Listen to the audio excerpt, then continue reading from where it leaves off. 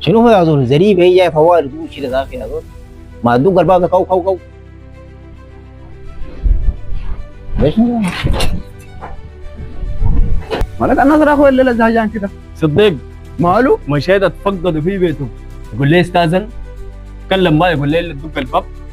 انت خشيت ساي ولا شنو؟ خشيت ساي، يقول لي استاذ انا ضيف بحتاج استئذان، انا اللي ادق الباب ده، انا ضيف انا. النظر اخوي كلامك ده ما غلط، لكن غلط كيف؟ ده اتفقدوا في بيته واشوفه واشوف احواله وصحته، يقول لي اللي تدق الباب. ما في مشكله، انت تفقدوا لكن البيوت دي ما حرمات النظر اخوي. ضيف انا بزر بحتاج بغض استئذان. النظر عن ضيف النظر، بتدق الباب، البيوت دي ما فيها حريم وفيها تفاصيل كثيره، بتدق الباب. الرسول نهى عن الكلام ده. تدق الباب اول، تدق الباب مره ومرتين وثلاثه مرات، لو ما فتحوا لك النصر بترجع اخوي. ارجع من بيتنا الصديق؟ بترجع النصري. ده لا. كلام الرسول صلى الله عليه وسلم. كان ما اذنوا لك بالدخول ما بتدخل ساي. بعدين البيت عندها حرمات النصري، حتى لو صاحبك ذاته واخوك لازم تستاذن.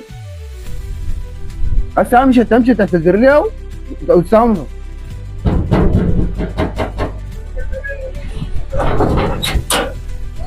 السلام عليكم. السلام. شرف خير. الحال يا طيب يا الله يكرمك. الحمد لله. الله خير. الله خير، الله يكرمك. بارك الله فيك. الحمد لله. يلا اخبارك؟ يلا تمام والله. الحمد لله والله. معليش والله يا اخويا، المره اللي فاتت بس اتحمقت شويه لا كده لا وزعلت. العفو والله. اي والله، لكن ابو زر ده جاب لي راسي ووراني الحديث يعني، وكلامك صح. لا لا العفو يا زول. كلامك صح. لا لا يا زول عادي اعتذر والله. يديك العافيه. الله تفضل. يسلمك يا. تفضل لي الله يكرمك يا. الحمد لله. الله يسلمك. عن أبي موسى الأشعري رضي الله عنه قال: قال رسول الله صلى الله عليه وسلم: الاستئذان 3، فإن أذن لك وإلا فارجع.